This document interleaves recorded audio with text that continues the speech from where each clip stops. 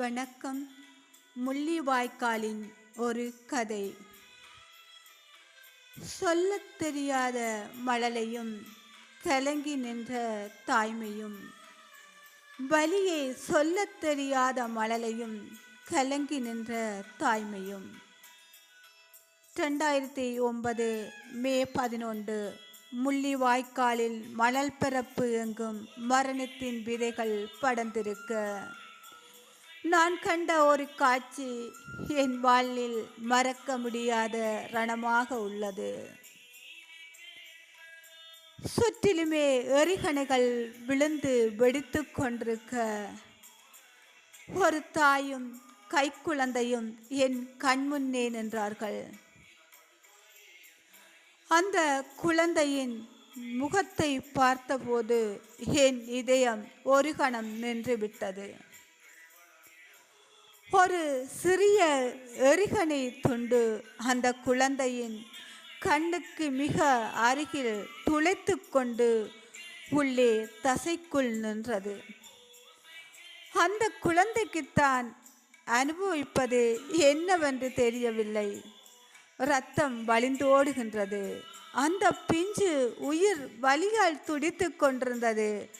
அம்மா வலிக்குது என்று சொல்லக்கூட தெரியாத ஒரு மழலை, அம்மா வலிக்குதென்று சொல்லத் தெரியாத ஒரு மழலை, அழுகை வராமல் மூச்சடைத்து கண்கள் சொருகி அந்த தவிப்பிருக்கிறதே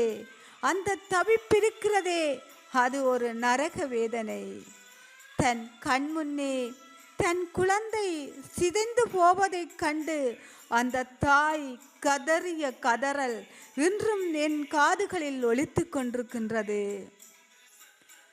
தன் குழந்தை சிதைந்து போவதைக் கண்டு அந்த தாய் கதறிய கதறல் இன்றும் என் காதுகளில் ஒலித்து கொண்டிருக்கின்றது. மருந்து இல்லை, கட்டுப்போட துணி இல்லை, எறிகணைகள் வீச்சுக்கு பயந்து ஓடுவதா, அல்லது இரத்தம் சொட்ட சொட்ட தன் பிள்ளையை அணைத்துக் கொள்வதா என்று திணறிய அந்த தாயின் நிலை ஒட்டுமொத்த தமிழ் இனத்தின் கையாறு நிலையாகவே எனக்கு தெரிந்தது. இன்று நாம் அனுபவிக்கும் ஒவ்வொரு சுகபோகத்துக்கு பின்னால் இப்படியான ஆயிரக்கணக்கான பிஞ்சுகளின் உயிர்களும் மௌன அழுகையும் தாய்மார்களின் கண்ணீரும் மறைந்திருக்கின்றது. உலகம் இதையெல்லாம் மறக்க சொன்னாலும் எம்மால் மறக்க முடியுமா? எம்மால் மறக்க முடியுமா?